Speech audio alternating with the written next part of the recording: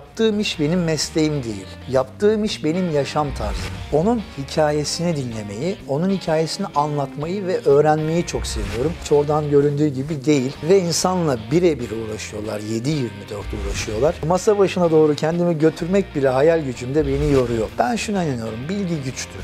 Bu hafta Kırmızı Koltuk'ta bizlerle gezmeye ve gezdirmeye aşık bir tur rehberi birlikte olacak. Özkan Çetin, insanlarla uğraşmanın zorluklarından, mesleğinden keyif aldığı taraflarından ve kendine kattıklarından bahsedecek. Hep birlikte izleyelim. Merhabalar, hoş bulduk. Bize kendinizi tanıtır mısınız? Tabii ki. Öncelikli olarak çok teşekkür ediyorum davetiniz için. Kırmızı Koltuk da bayağı heyecan vericiymiş. Ki normalde topluma konuşmaya alışığım ama koltuğun heyecanı olsa gerek Kırmızı Koltuğun. Benim adım Özkan, soy ismim Çetin. Ben Deniz Abant İzzet Baysal Üniversitesi Turizm İşletmecilik mezunuyum. Ama yaklaşık 23 yıldır da profesyonel olarak turist rehberiyim. 23 diyorum çünkü yarın bir Kars turum var. O tura çıktığımız zaman 2024 ile birlikte 24 olacak. Yani yarın 24. yılımıza gireceğiz. 23 yıldır da profesyonel olarak Anadolu'nun her karışını geziyorum, gezdiriyorum, yaşıyorum ve bunu çok seviyorum. İnsanları bir yere götürmeyi, insanlara bir yere anlatmayı çok seviyorum. Edirne'den Kars'a, Hakkari'den Çanakkale'sine kadar, Sinop'undan Hatay'ına kadar Anadolu'da tabiri caizse basmadığım yer yok. İl bazında, ilçelerin birçoğu. Gittim, gördüm, gezdim. Anadolu'yu çok seviyorum. Anadolu'yu gezmeyi çok seviyorum ve gezdirmeyi çok seviyorum, anlatmayı çok seviyorum. Kısaca ben bir tur rehberiyim. Anadolu'yu karış karış gezmeye ve gezdirmeye aşık bir insanım. Anadolu aşığıyım.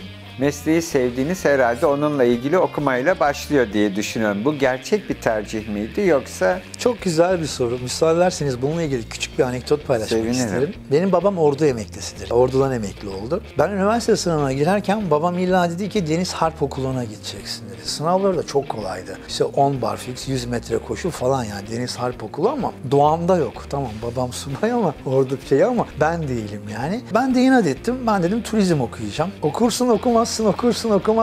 Şansıma önce Deniz Harp Okulu sonra üniversite sınavına geldi. Deniz Harp Okulu sınavına girdim. 6 barfiks çekmem gerekiyordu. 5'te bıraktım. Kapıda annem babam bekliyor. Hatta şeftali yiyorlardı. Dedim elendim. Babam güzel bir küfür etti orada.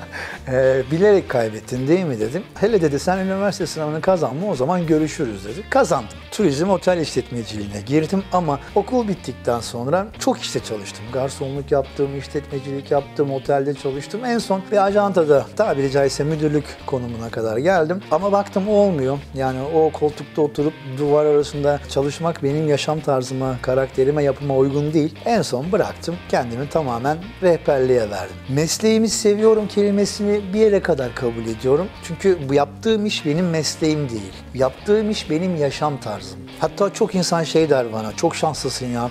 İşte hem para kazanıyorsun hem her yeri geziyorsun, en güzel yerlerde kalıyorsun, en güzel şeyleri yaşıyorsun falan diye.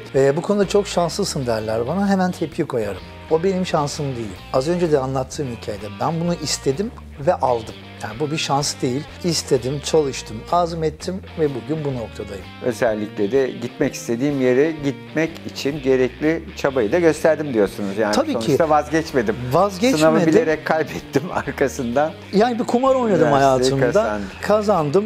Ama dediğim gibi hani gezmeye aşığım. Devamlı hareket halinde olmayı seviyorum. Yani mesela ben turdan gelirken, eve doğru geçerken eve gidip mesela benim arabamın arkasında ben outdoor'u çok severim. Çadırım, kamp malzemelerim, işte tulumum, her şeyim vardır. Eve doğru giderken çantamı bırakıp nereye çıkayım diye düşünen bir adamım. Dağlara çıkarım, deniz kenarlarına çıkarım, kamp atarım, çadır atarım. Hani bu şekilde yaşarım. Tabiri caizse durmuyorum. Oturmayı sevmiyorum. Hatta hiperaktivite varmış. Doktor söyledi. Çok enteresandır. Benim annemin karnında atın üstünde daha doğmadan gezen bir fotoğrafım var. Çok özel bir şekilde sakladığım bir fotoğraftır.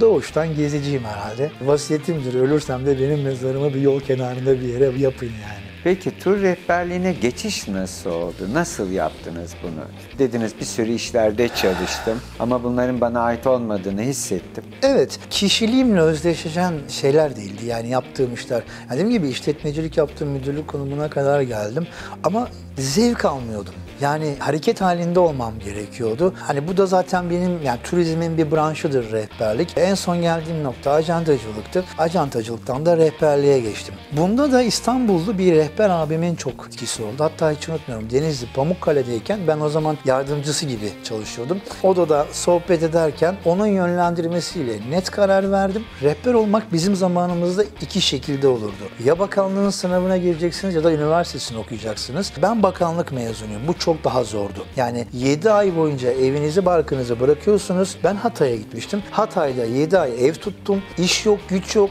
Yani cebinizde paranız da olması lazım. 7 ay boyunca farklı bir şehirde derslere katıldım. 13-14 ayrı branşta eğitimler aldık. Sonra 36 günlük Türkiye turuna katıldık. Sonra tekrar sınavlara girdik vesaire vesaire. Ondan sonra da rehber olduk. Ama buna karar verme sürecim biraz da, müsaade ederseniz şöyle bir şey araya sıkıştırmak istiyorum. Ben anlatmayı seviyorum. Kültür konuşmayı çok seviyorum. İş sadece bir yere gidip fotoğraf çekmek veya tamam çok iyi olayı değil. Onun hikayesini dinlemeyi, onun hikayesini anlatmayı ve öğrenmeyi çok seviyorum. Hala da okuyorum. Geçenlerde 2 günde bir kitap bitirmişliğim var yani. Belgeselleri izliyorum, ne bileyim televizyon programları izliyorum. Sanırım kombine ettiğiniz zaman hem öğrenme, hem kültür, hem gezme, hem hareket halinde olma, yeni yerler keşfetme ve yeni insanlar tanıma. Bu cümleyi kullanmayı çok seviyorum. Müsaade varsa hocam. Ben Anadolu'nun neresine gidersem gideyim çalacağım bir kapı var. Çok güzel. Ben Bayburt'ta dostluklar biriktiriyorum diyorsun. Kesinlikle. Hatta çok insan bana şey der, ya Özkan belediye aday başkanlığına adaylıkını koysana falan. Ya ben yılda bir istatistiğim var benim. 2000'den farklı insanla tura çıkmışım. Yıl 365 günü rekorum, yılın 306 gününü turda geçirmişim. Ve her turda farklı insanlar, Anadolu'nun farklı. Ya ben bugün Bayburt'a gittiğimde kafama sokacak bir evim var. Edirne'ye gitsem karnımı doyuracak bir sofram var. Ve bu bence çok güzel bir şey. Bir de tur rehberliğinin dışında bildiğim kadarıyla bilgileri aktardığınız profesyonel konuşmacı yönünüzde var mı? Buna profesyonel konuşmacı demek doğru mu? Hocam konuşma kısmına profesyonel diyebiliriz. Çünkü ben işimi dilimden kazanan bir insanım. Ama sahne olayına daha amatör diyelim. Çünkü birkaç tane sahne olayım var. Bu olaya da nasıl girdiğimi kısaca anlatayım. Artık çıktığım turlarda ne yazık ki benim ihtiyacımı karşılayacak turlar değildi. Anlatamıyordum. Bildiklerimi aktaramıyordum. Sohbet edemiyorduk. Ne bileyim yani çok enteresan şeylerle karşılaşıyorduk. O yüzden yıllar öncesinde bir hedefim vardı. Onu yapamamıştım ama şimdi fırsatım varken sahneye çıkmaya başladım. Sahnede ne yapıyorum derseniz stand-up yapmıyorum. Bunun bir adı var mı onu da bilmiyorum. Ama yeri geliyor komik esprilerle insanlara bilgi aktarımı peşindeyim. Hiç duymadıkları, hiç belki akıllarına bile gelmeyecek olan anekdotları paylaşıyorum ki bunun içerisinde insan manzaraları da var. Yani düşünsenize 40 tane insanla ben bir hafta geçiriyorum. Neler yaşıyorsunuz? Komik, trajik, yani dramatik her şey var yani. Bunları hafızalarınıza aldığınız zaman 4 kitap yazacak bir anı şeyine de sahip oluyorsunuz. Bunları anlatmayı seviyorum. Çünkü yeri geliyor çok komik anılar yaşıyorsunuz insanlarla. Yeri geliyor da çok acı şeyler de yaşıyorsunuz. Bunları anlatmak amacıyla bir sahne projem var. Yeni başladık. O yüzden amatör diyelim biz ona ama konuşma işinde profesyoneliz diyebiliriz. Yani 20 senedir ekmeğimi, kazancımı iki dudağımın arasındaki dilimden kazanıyorum. O yüzden sanırım konuşmakta profesyonel ama sahne hayatında şu an oldukça amatörüm. Bekleriz inşallah bir gün sizi de dinleyici olarak görmek isteriz. Gelmek, görmek isterim. Yaşantıma aslında belki yapıma uygun bir meslek seçtim diyorsunuz. Hiperaktif bir insanım. Hiperaktif bir insan için bu kadar koşturmaca, gezi, sahne herhalde en çok rahat ettiği ortamdır diye düşünüyorum. Şimdi sizi masa başında düşünüyorum. Çok fazla yapamazsınız. Hocam masa başında kendimi düşünmek bile beni yoruyor. Tahmin Yani ederim. oraya kendimi koyarken beynimin içerisinde oraya doğru giderken bile elim ayağım artık tutmaz hale geliyor. Ama dün mesela hiçbir şey yok. Amaç yani bir hedef yoktu ama çıktım evimden. Eski Adana, Tepebağ, Bebekli Kilise, Louvre Müzesi, ne bileyim Diş Müzesi. Tüm buraları yürüyerek bildiğim yerleri yeniden keşfettim. Hatta kiliseye girdiğimde oradaki görevli arkadaş tanıdı. Grup mu getirdin dedi. Yok dedim kendimi gezdirmeye geldim dedim. Ve gezdim. Abartı olmasın telefona baktığımda 9,5 kilometre yol yürümüşüm. Ama bildiğim yerleri yine keşfediyorum ve yeni şeyler öğreniyorum. Mesela dün çok güzel bir esnaf restoranı keşfettim. İnanılmaz güzel kuru fasulye pilavı var. Tavsiye ederim. Büyük saatini orada. Yani seviyorum hocam. Masa başına doğru kendimi götürmek bile hayal gücümde beni yoruyor. Ama günde 9 kilometre, 10 kilometre rahatlıkla yürürüm. Ve tekrar söylüyorum yani orada insan hatıraları, bilgi değil sadece. Yani insan biriktirmek de güzel. İnsan hatıraları biriktirmek de güzel. Çünkü işimiz insanla. Bu mesleği seçmek isteyen gençlere ne önerirsiniz? Nelere sahip olmalılar? Yani bende şunlar var, bu meslek bana gider. Sevmesinin ötesinde. merkezinde diyeyim. Biraz o zaman şöyle bir yorum getireyim. İki yolları var. Eğer rehberliği seçmek istiyorlarsa birincisi benim yolum ki bu artık demode. Yani ben biraz çağ dışı kalan, hani dinozor mu denir artık ona, çağ dışı kalan tarafta yer alıyorum. Çünkü günümüzün şeyi değişti. Hocam çok üzgünüm ama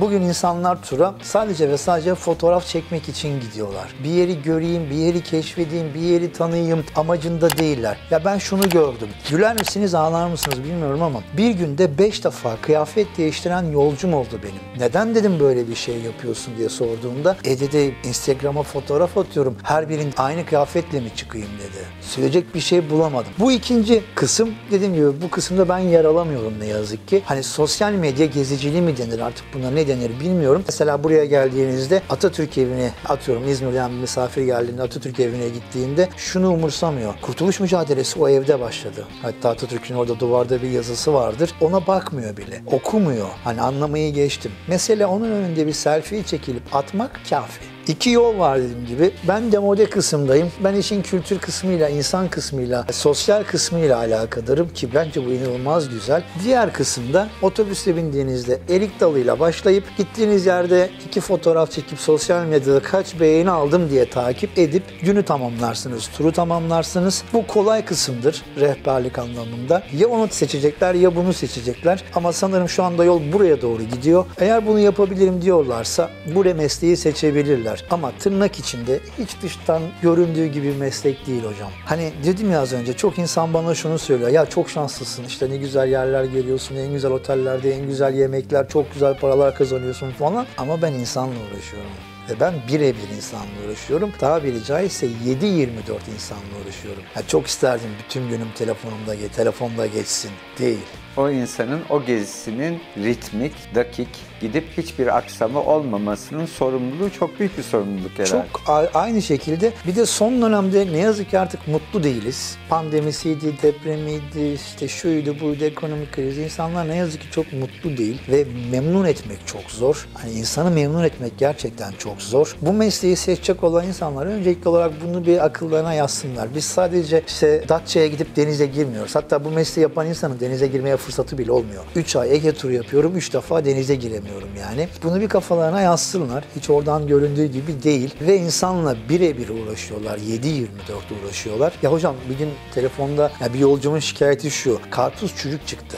Açık büfe. Orada yüzlerce dilim karpuz var ya. Tamam onu bırak, yenisini al. Ama bunun için seni arama ihtiyacı hissediyorlar yani. Bu sadece bir örnek ama evet müthiş geziyorum ve dünyayı gezme şansım var. Sadece Anadolu değil, dünyayı gezme şansım var. Evet güzel otellerde konaklama yapıyorum. Evet çok güzel yemekler yiyorum ve çok güzel insanlarla tanışıyorum. Ama dediğim gibi insanla uğraşıyorum.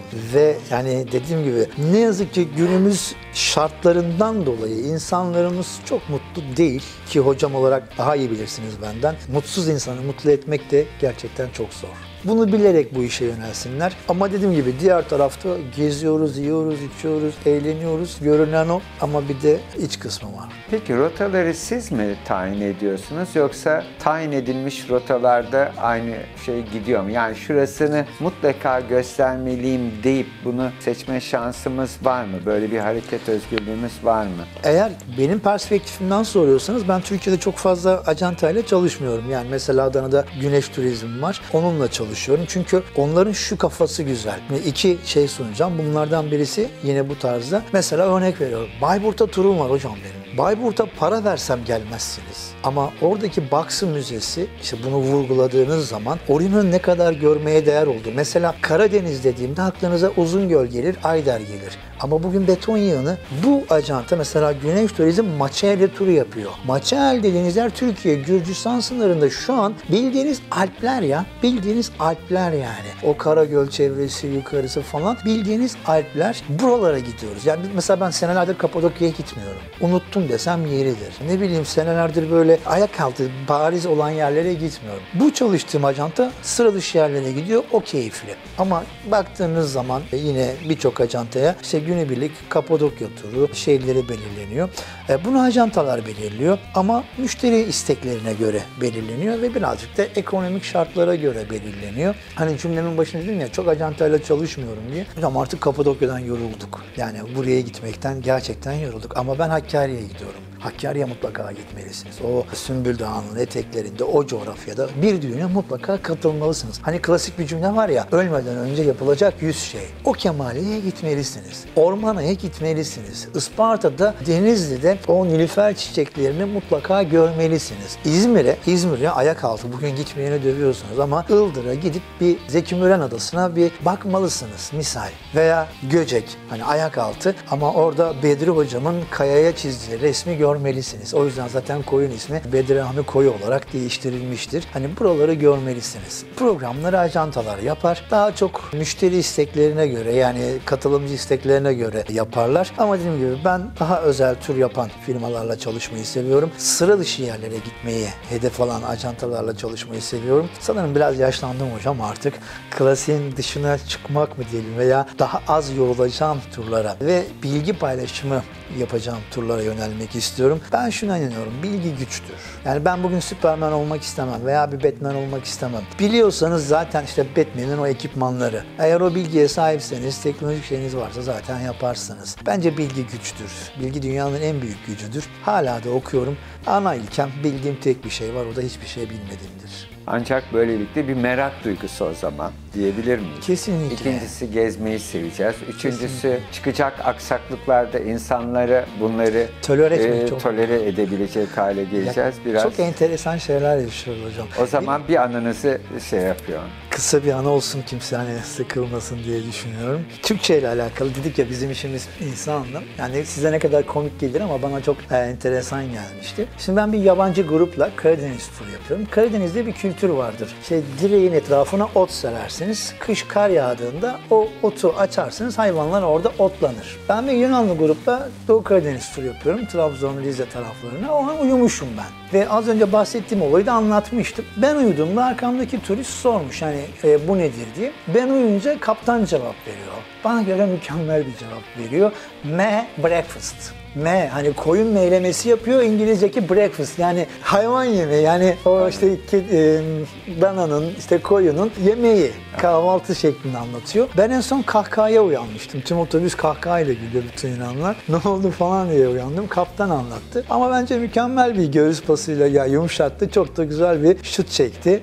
Breakfast diye. Bu benim mesela şu an aklıma gelen bir şey. Ama tabii çok farklı şeyler de yaşıyoruz. Çok enteresan şeyler de yaşıyoruz. Bizde anı çok hocam. Yani dediğim gibi bizim işimiz insanla ve birebir insanla. O yüzden komiği de oluyor, trajedi de oluyor, dramatiği de oluyor. Bizde anı çok. Hani uzun uzadıya anlatıp da kimseyi sıkmak istemem ama şimdilik aklıma gelen bu. Ama yok illa başka bir anlat derseniz. Bir tane daha.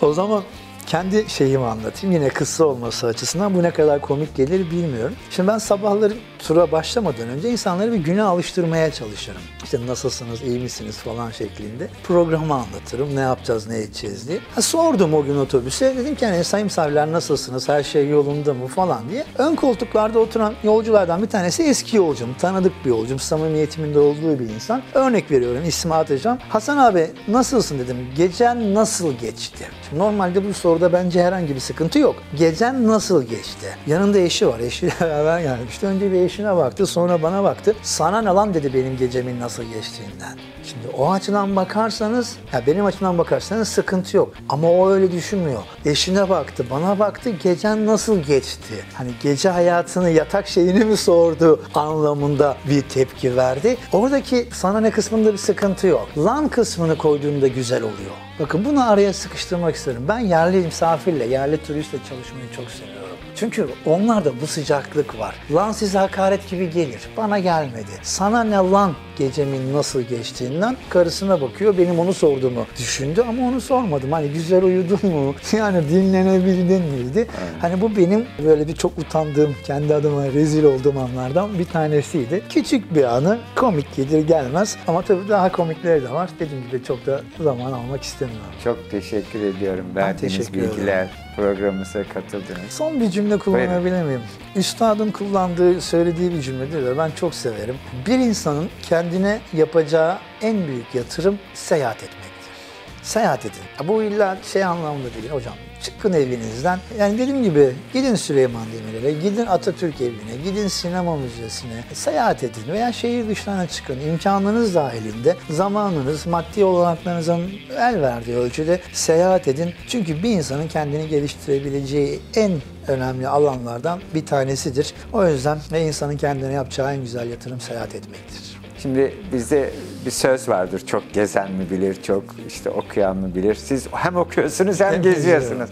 İşin fenası ama bu konuda ne düşünüyorsunuz? Hocam ben de klasik cevap vereyim. Çok okuyarak gezen bilir. Yani çok okuyarak gezen insan net bilir, daha çok şey bilir. Yani mesela şöyle bir örnek vereyim, yani absürt bir örnek. Kapadokya'ya yüzlerce kez gitmişsinizdir. Hatta biz kendi aramızda esprisini yaparız, gitmeyeni dövüyoruz diye. Şurası ya. Ha bugün size Kapadokya nasıl oluştu desem, volkan patladı, yağmur yağdı, çamur, işte rüzgar, şusu busu falan. O zaman ben size ikinci soru soracağım. Niye? Adana'da yağmur yağmıyor mu? Adana'da rüzgar esmiyor mu? Niye burada peri bacası yok? İşte bunu okur da oraya gidip görseli, fotoğrafı çekip hatta altına cümlelerinizi yazarsanız işte hem okumuş hem gezmiş olursunuz. Yani sanırım okuyarak gezmek sanırım en kıymetlisi. Çok daha güzel olur. Tekrar teşekkürler. Ben teşekkür ederim.